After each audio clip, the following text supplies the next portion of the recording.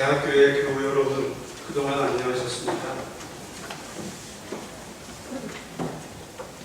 안녕치 못한 세상으로 인해서 우리도 안녕하기가 쉽지 않은 그런 세월을 살고 있는 것 같습니다. 저는 지난 4주 동안 개인적으로도 안녕치 못했습니다. 학기 초에 좀 열정을 쏟아부었던 것 같습니다. 그래서 감기, 몸살, 탈진, 성대 결절. 그래서 의사 선생님께서 당장 모든 거 멈추고 쉬라고 했습니다. 한 달간 말을 하지 말라고 하더라고요. 그리고 절대 안정을 취하라고 하는데 그게 되질 않더라고요. 그래서 병원에 4일간 입원을 했었습니다. 그래서 치료를 받고 또 여러 친지들과 또 우리 대학교의 교원님들과 또 정말 제 주변의 많은 분들이 제가 분에 넘치는 사랑을 받으면서 생활하고 있구나라는 것을 감격적으로 느끼면서 몸을 털고 그렇게 일어날 수가 있었습니다. 여러분들의 사랑에 깊이 감사를 드립니다. 하나님의 크신 은총과 도우심이 대학교의 교우 여러분과 언제나 함께 하기를 축원합니다. 오늘 예레미야 애가는 안타까운 한마디의 한탄으로 전체 글의 첫 마디를 시작하고 있습니다. 아, 슬프다. 상황이 얼마나 안 좋으면 글의 시작을 이런 말로 시작하고 있을까요?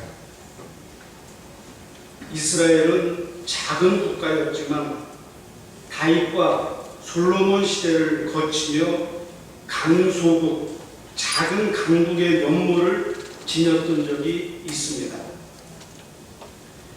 이집트 노예 생활을 뒤로하고 힘겨운 광야 생활을 통과해 드디어 가나안 땅에 정착한 것만도 대단했는데 이웃 국가들로부터 조공까지 받았으니 그 영광은 아마도 대단했을 것입니다.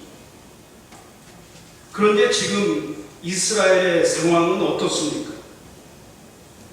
뭇 나라의 으뜸이라던 나라가 완전히 패망했습니다. 여왕과 같던 지위가 종의 신세로 전락했습니다. 남자들 다수는 전쟁터에서 죽었고 여성들은 통곡 말고는 할 것이 없었습니다.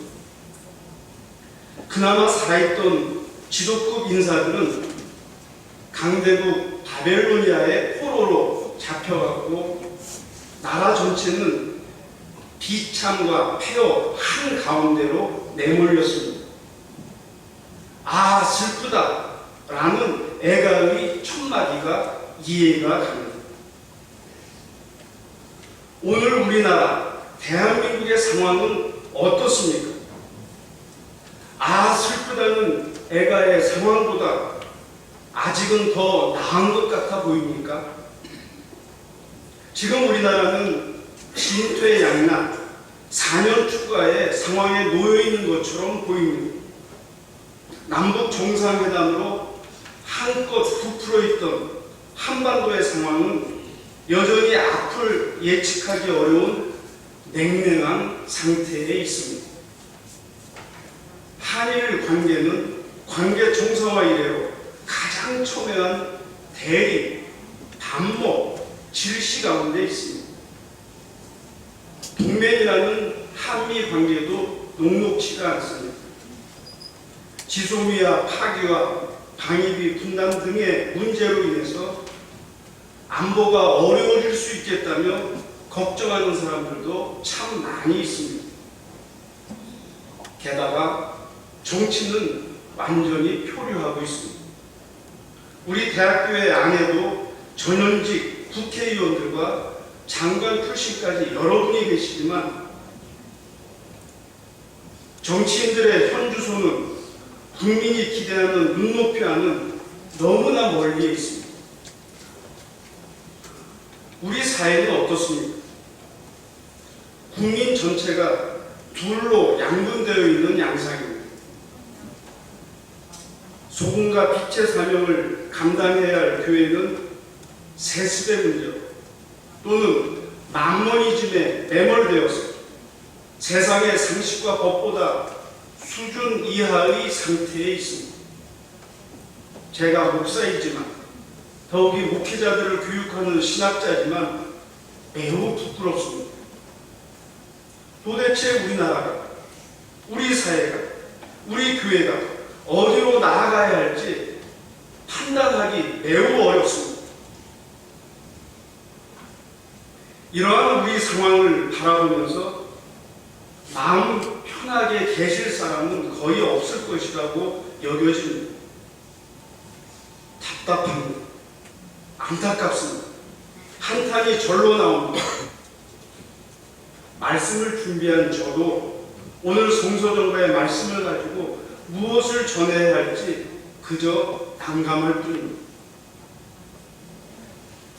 사도 바울은 믿음의 아들 디모데에게 편지를 보내면서 교회의 지도자로서 어떻게 처신해야 할지를 간절히 권면하고 있습니다. 사도 바울은 예수 그리스도의 십자가와 부활의 복음을 전한다는 이유 하나로 인해서 옥중 생활을 하고 있습니다. 이전의 옥중 생활은 옥중이라 하더라도 가택 영금 수준의 생활이었지만 이 편지를 쓰던 당시에는 자유가 완전히 차단된 지하 감옥 수준의 힘겨운 생활을 하고 있었습니다. 그런데도 사도 바울은 주님을 증언하는 일입니다. 주님을 증언하다 감옥에 갇힌 자신을 부끄러워하지 말라고 말하고 있습니다. 누군가 예수 그리스도를 주님이라고 고백한다면 그는 자신의 인생을 사는 것이 아니라 작은 예수로서의 인생을 살겠다는 것을 의미합니다. 주님을 증언한다는 것은 자신의 말과 행동, 삶 전체로 주님께서 전한 하나님의 나라를 전한다는 것이고, 하나님의 나라를 전하다가 십자가에 죽으시고 부활하신 주님을 전한다는 것을 의미합니다. 사도 바울의 권면에 의하면 자신의 죄악, 수치, 이기심, 무관심, 증오 등의 언행에 대해서는 부끄러워해야 하지만 주님을 위한 일이라고 하면, 하나님의 나라를 위한 일이라고 하면 결코 주저하지 말고 언행과 삶으로 전해야 한다는 것이 핵심입니다. 사도 바울은 디모데에게 부끄러워하지 말라는 정도에 머물지 않고 오히려 하나님의 능력을 힘입어서 복음을 위한 고난을 겪으라며 적극적으로 권면하고 있습니다. 도대체 복음이 무엇이길래 고난까지 감수하라는 것입니다. 우리는 과연 복음을 고난과 함께 기꺼이 감수할 수 있겠습니까? 사도 바울은 디모데에게 고난을 즐기는 마조키스트가 되라고 말하고 있는 것입니까?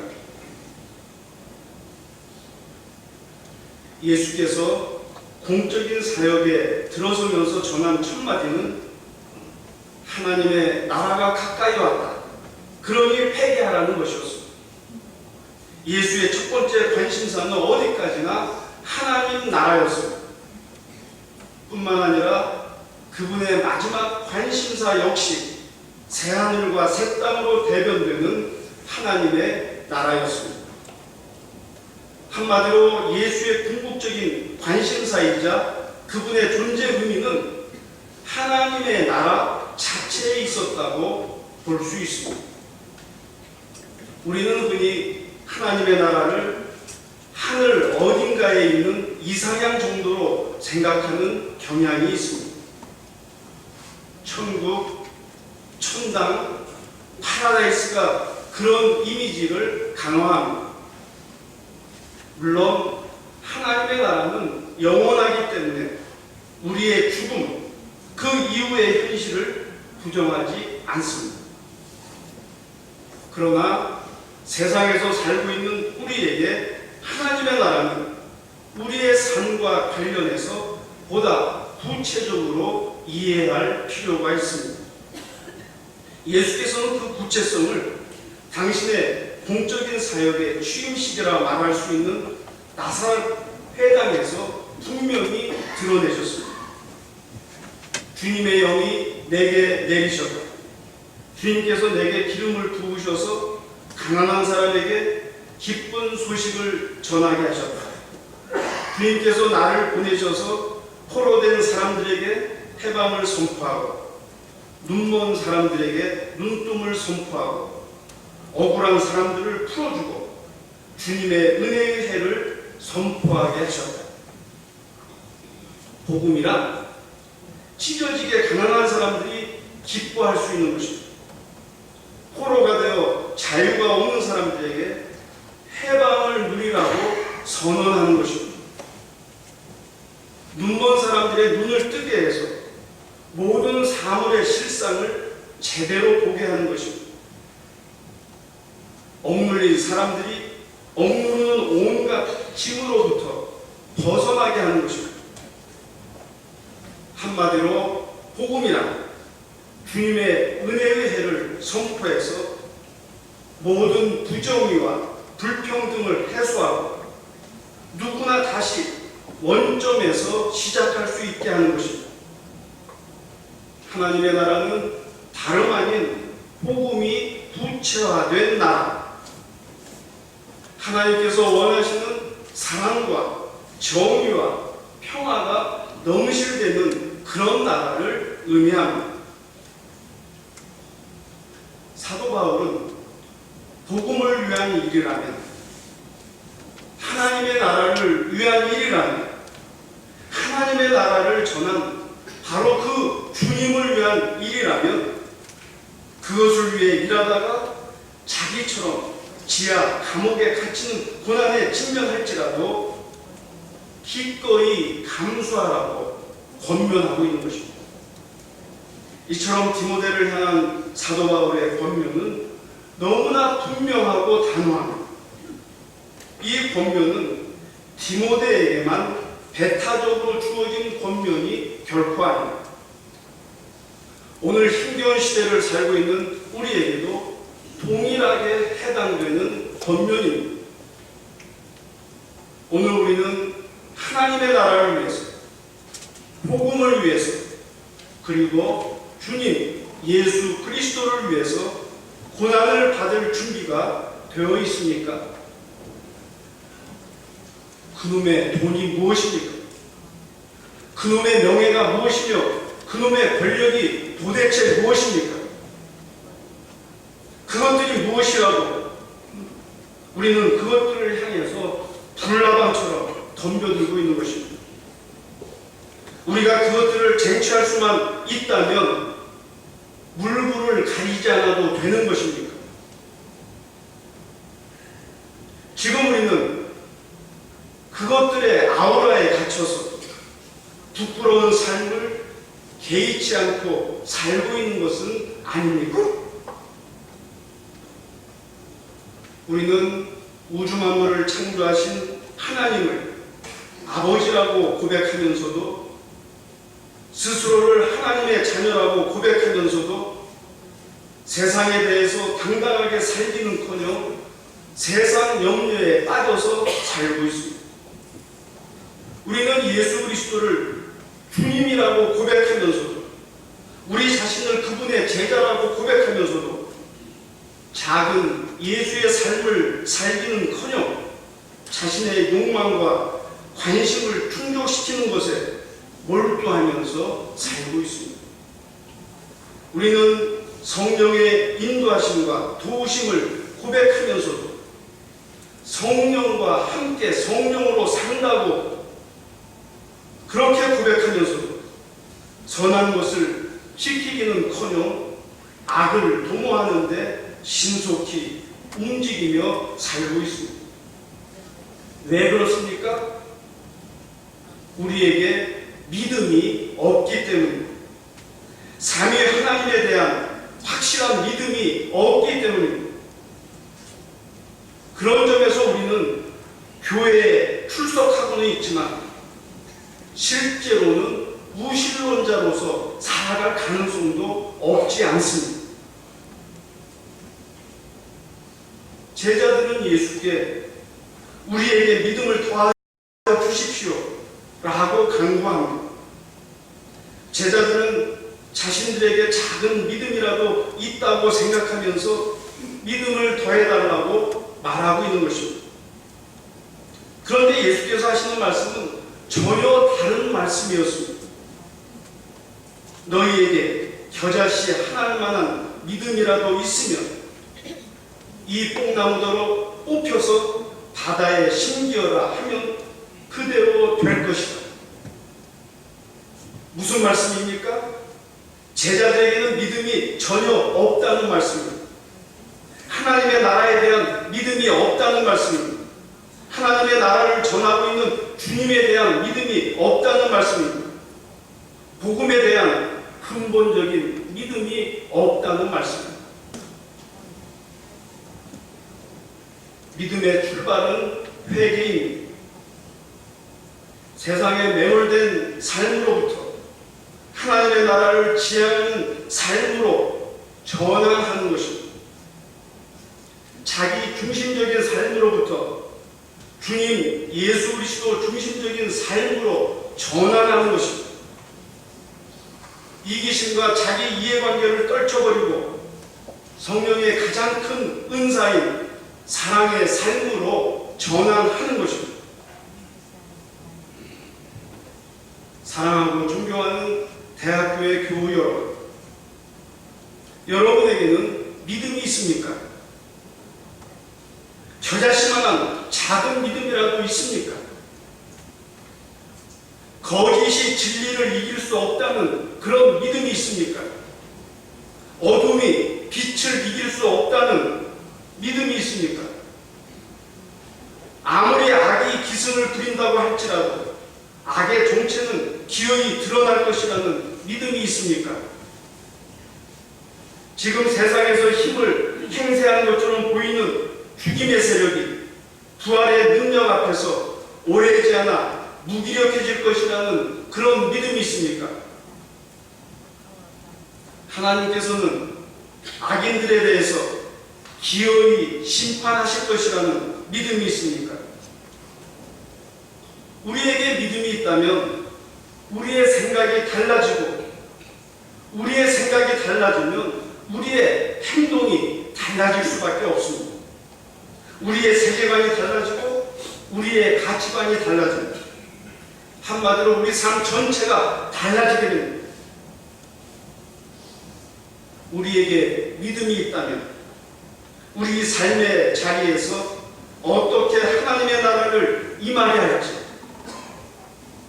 절망하는 사람들에게 어떻게 복음을 전해야 할지, 한치 앞을 예측하기 어려운 상황에서 하나님의 선한 뜻을 어떻게 실천해야 할지, 우리 시대에 예수께서 우리와 함께 사신다고 하면 그분은 어떻게 말하고 행동하실지 물을 수밖에 없고 우리는 그 대답에 진실하게 응답하며 살아갈 수밖에 없습니다. 우리에게 믿음이 있다면 입으로만 사랑을 운운하거나 입으로만 진리를 운운하지 않고 우리의 삶으로 사랑을 실천하고 우리의 삶으로 진리가 무엇인지를 보여주게 되는 것입니다. 그러므로 우리에게 진정으로 중요한 것은 믿음의 크기가 아니라 믿음의 유무 그 자체입니다.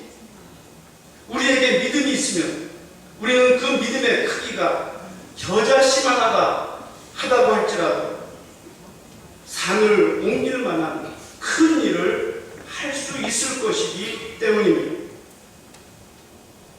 사랑하는 대학교의 교우 여러분,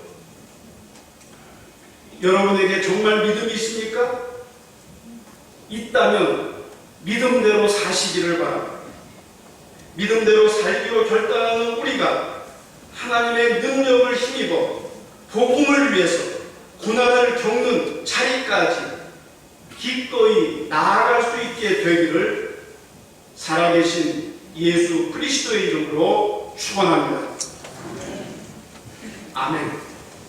선포된 말씀을 가지고 잠시 묵상기도 하시겠습니다.